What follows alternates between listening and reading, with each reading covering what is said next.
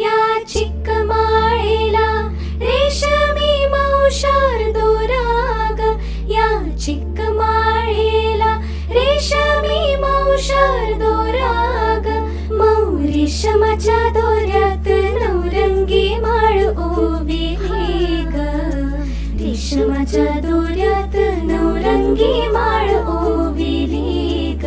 अशी चिक्क मोत्याची माळ होती ग 30 तोळ्याची ग, चिक्क मोत्याची माळ होती ग 30 तोळ्याची.